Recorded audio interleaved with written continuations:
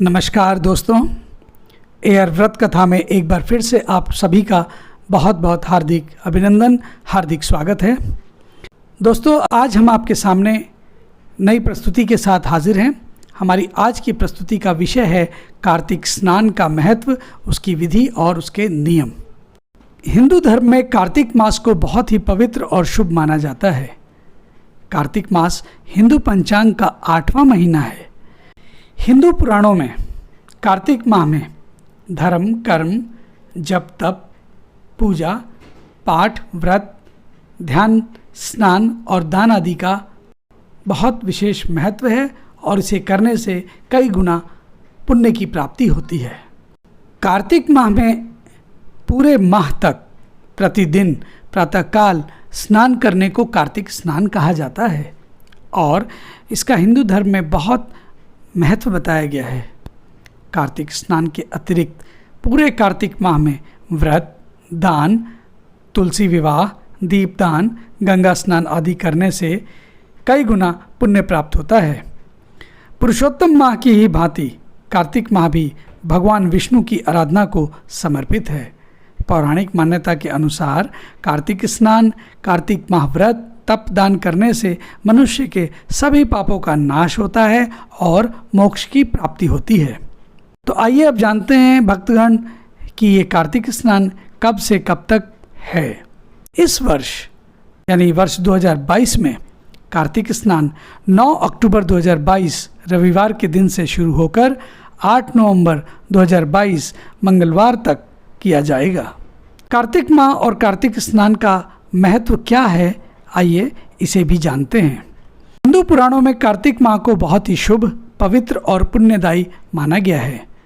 पौराणिक मान्यता के अनुसार कार्तिक माह में किए गए स्नान, दान, जप, व्रत, तप आदि शुभ कार्यों का अनुसरण करने से यानी इन शुभ कर्मों को करने से कई गुना पुण्य की प्राप्ति होती है।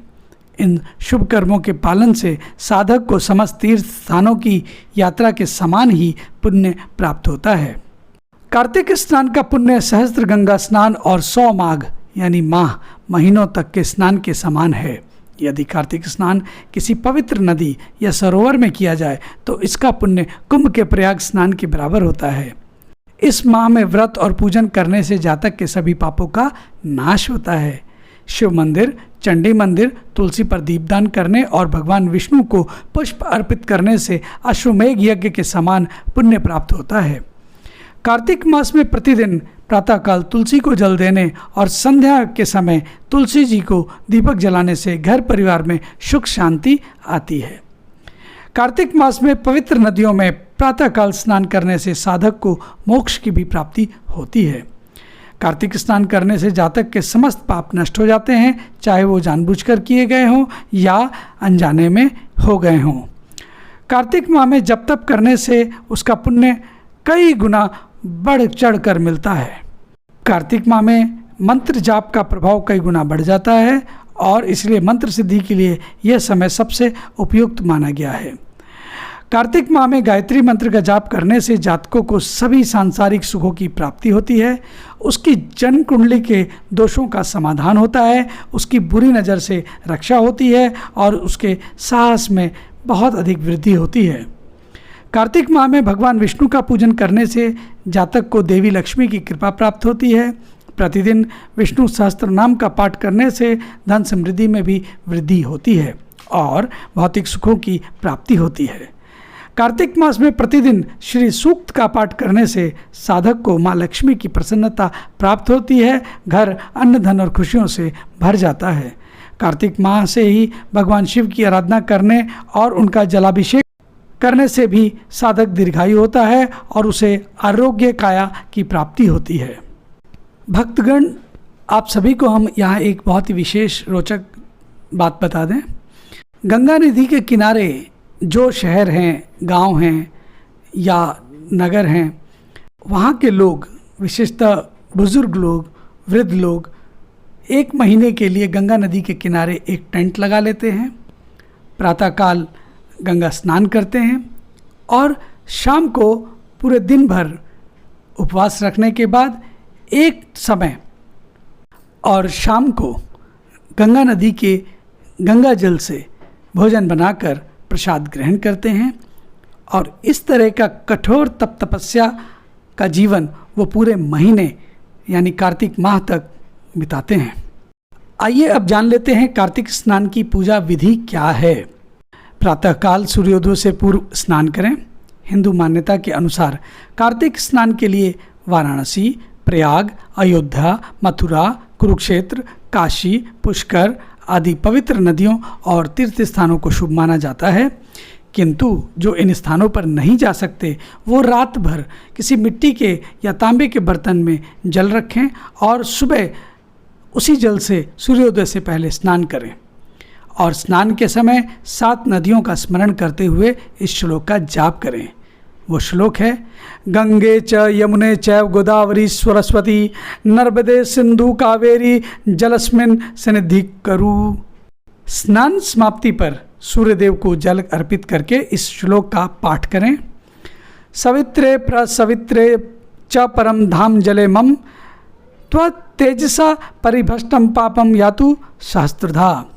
मंदिर में जाकर श्री राधा गोविंद जी के दर्शन व पूजन करें, तुलसी जी को जल चढ़ाएं, पीपल पर जल चढ़ाएं और उनकी परिक्रमा करें।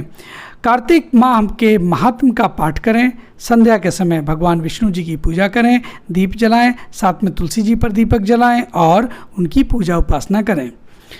कार्तिक मास का व्रत करने वाले को पूरे दिन निराहार रहकर व्रत करना चाहिए और शाम के समय तारे निकलने के बाद उनको अर्घ देने के बाद ही भोजन करना चाहिए। ब्राह्मणों को भोज कराएं, उन्हें दक्षिणा देकर संतुष्ट करें। कार्तिक माह में दान करने से उसका पुण्य सहस्त्र गुना अधिक हो जाता है। कार्तिक मास के अंतिम व्रत वाले दिन व्रत का उद्यापन भी अवश्य करें। तो आइए भक्तगण, जब पूरे महीने भक्तजन कार्तिक मास के दौरान व्रत रखते हैं तो उस व्रत का उद्यापन भी निश्चित करें और जानते हैं कि क्या है उस उद्यापन की विधि। कार्तिक माह के व्रत के उद्यापन की विधि कुछ इस प्रकार से है। पूरे कार्तिक माह के व्रत के करने के पश्चात व्रत के अंतिम दिन उद्यापन किए जाने का विधि विधान है।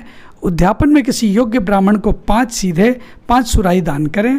अपनी सासू माँ को साड़ी ब्लाउज पर दक्षिणा रख कर दें और उनके पैर छूकर आशीर्वाद लें। पुरुष लोग अपने से ज्येष्ठ श्रेष्ठ के पैर छूकर उनका आशीर्वाद ग्रहण कर सकते हैं। कार्तिक मास का व्रत काफ़ी कठोर व्रत है, इसके कुछ नियम हैं। आइए उन नियमों के ऊपर भी चर्चा कर लेते हैं जिनका अनुपालन व्रती को करना चाहिए। पूरे कार्तिक माह का व्रत करने वाले साधक को किसी दूसरे के घर का या किसी दूसरे का दिया हुआ भोजन कदापि नहीं करना चाहिए। दिन भर उसे निराहार रहकर व्रत करना होगा और संध्या के समय तारों को अर्घ देने के बाद ही एक समय भोजन करना होगा। ब्रह्मचर्य का पालन करें, मन, कर्म और वचन से शुद्ध आचरण करें, सात्विक जीवन जिएं, रात्रि को भूमि पर ही निद्रा लें, तला मसालेदार मांसाहारी प्याज, लहसुन, लौकी, गाजर, नाशपाती, उड़द की दाल, मूंग दाल, चना दाल, मटर इत्यादि का सेवन ना करें। मदिरापान तो कदापि ना करें। पर निंदा, चोरी, असत्य, क्रोध आदि से बचें। भोजन में गेहूँ, जौ, मूंग, दूध, दही और घी का सेवन करें। ऐसा करने से जातक के सभी पापों का नाश हो जाता है। तो भक्तगण, ये थी कार्तिक माह के व्रत की नियमावली, कार्तिक माह के व्रत से संबंधित महत्वपूर्ण जानकारियाँ। आपको कैसी लगी कृपया अपनी राय कमेंट बॉक्स में बताएं और अगर आपको कार्तिक मास के व्रत, नियम, स्नान से जुड़ी जानकारियाँ पसंद आई हों तो कृपया इसे लाइक करें, अधिक से अधिक शेयर करें और हाँ, कृपया हमारे इस चैनल को भी एक बार ज़रूर सब्सक्राइब करें। आपका बहुत बहुत धन्यवाद। जय भगवान विष्णु जी की।